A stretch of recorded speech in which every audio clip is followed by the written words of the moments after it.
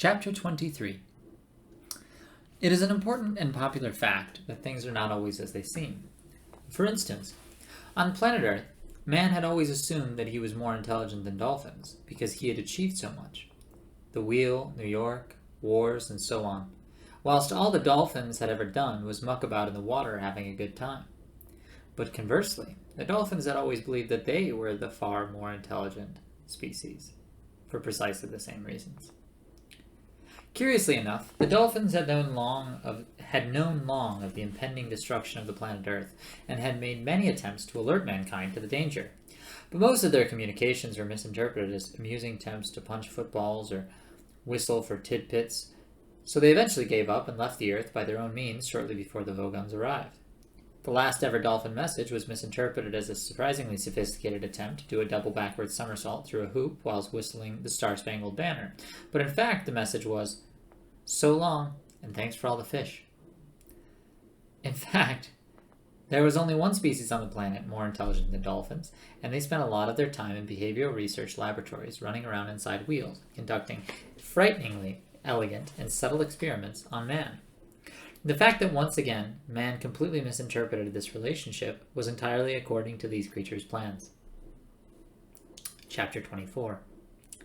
Silently, the air car coasted through the cold darkness, a single soft glow of light that was utterly alone in the deep Magrathian night. It sped swiftly. Arthur's companion seemed sunk in his own thoughts, and when Arthur tried on a couple of occasions to engage him in conversation, he would simply reply by asking if he was comfortable enough, and then left it at that. Arthur tried to gauge the speed at which they were traveling, but the blackness outside was absolute, and he was denied any reference points. The sense of motion was so soft and slight that he could almost believe that they were hardly moving at all. Then a tiny glow of light appeared in the far distance, and within seconds the light had grown so much in size that Arthur realized it was traveling towards them at a colossal speed. He tried to make out what sort of craft it might be. He peered at it, but was unable to discern any clear shape, and suddenly gasped in alarm as the air car dipped slightly and headed downwards on what seemed to be a certain collision course. Their relative velocity seemed unbelievable, and Arthur had hardly time to draw a breath before it was all over. The next thing he was aware of was an insane silver blur that seemed to surround him. He twisted his head sharply around and saw a small black point dwindling rapidly in the distance behind them, and it took several seconds to realize what had happened. They had plunged into a tunnel in the ground. The colossal speed had been their own relative to the glow of light, which was a stationary hole in the ground, the mouth of the tunnel. The insane blur of silver was the circular wall of the tunnel down which they were shooting, and apparently at several hundred miles an hour. He closed his eyes in terror. After a length of time which he made no attempt to judge, he sensed a slight subsidence in their speed, and some while later became aware that they were gradually gliding to a gentle halt. He opened his eyes again. They were still in the silver tunnel, threading and weaving their way through what appeared to be a crisscross pattern of converging tunnels. When they finally stopped, it was in a small chamber of curved steel. Several tunnels also had their terminus here, and at the farther end of the chamber, Arthur could see a large circle of dim, irritating light. It was irritating because it played tricks with the eyes. It was impossible to focus on it properly or tell how near or far it was. Arthur guessed, quite wrongly, that it might be ultraviolet. Slartibartfus turned and regarded Arthur with his solemn old eyes. "Earthman, we are now deep in the heart of Magrathia." "How did you know that I was an Earthman?" demanded Arthur.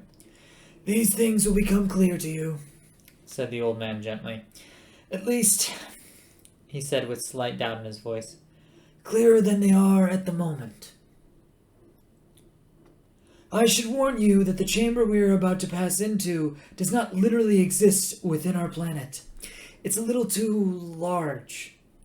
We are about to pass through a gateway into a vast tract of hyperspace. It may disturb you." Arthur made nervous noises. Slartibartfus touched a button and added, not entirely reassuringly, "It scares the willies out of me. Hold tight." The car shot forward straight into a circle of light, and suddenly Arthur had a fairly clear idea of what infinity looked like. It wasn't infinity, in fact. Infinity itself looks flat and uninteresting. Looking up at the night sky is looking into infinity. Distance is incomprehensible and therefore meaningless.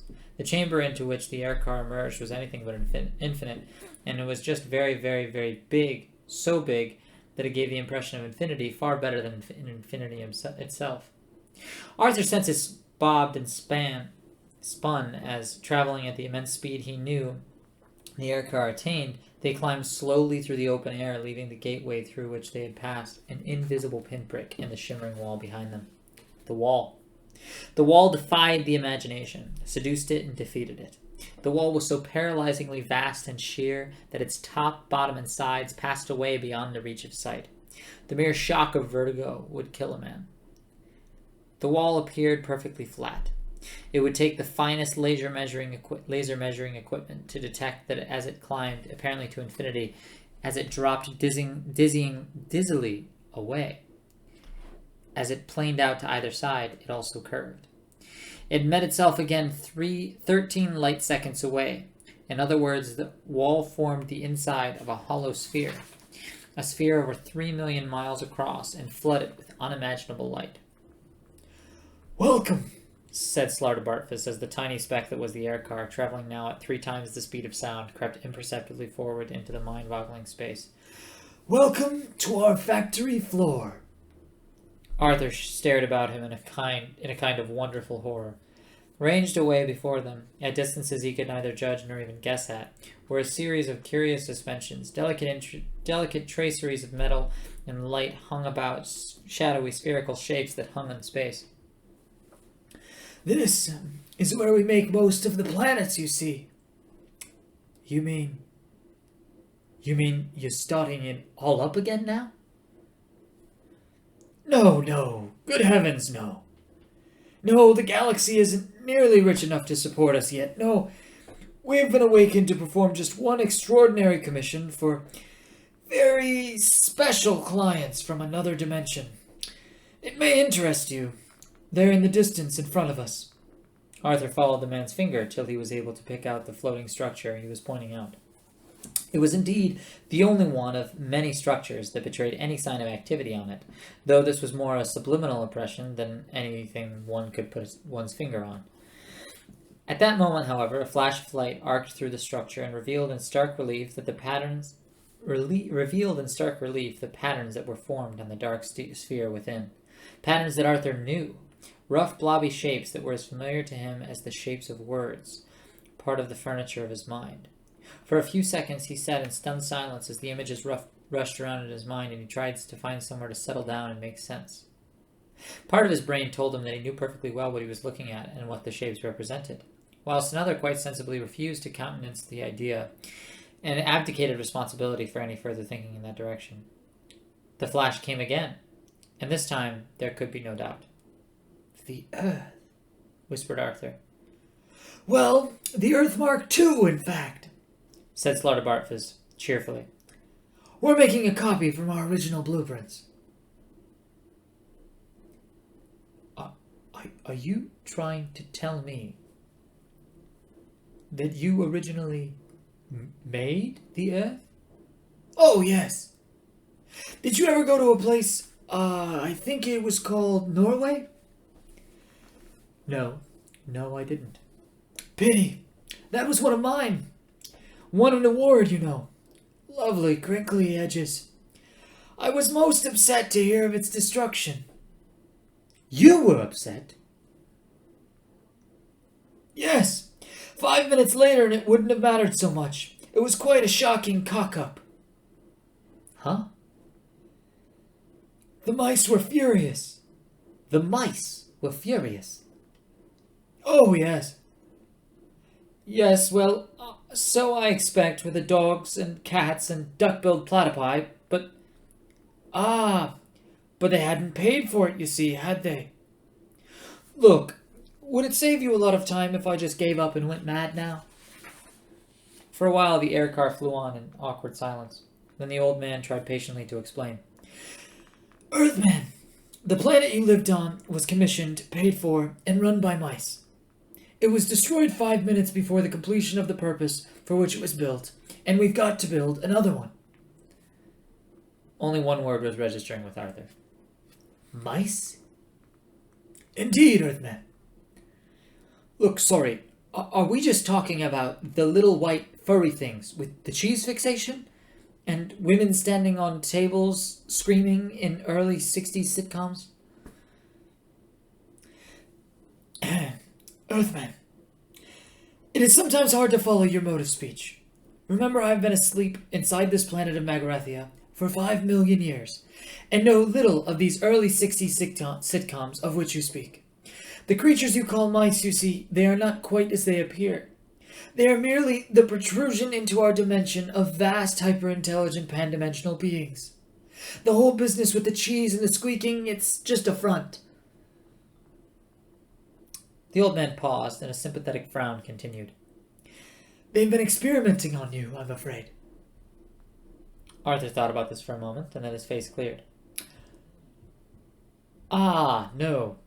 I see the source of the misunderstanding now. No, look, you see, what happened was that we used to do experiments on them.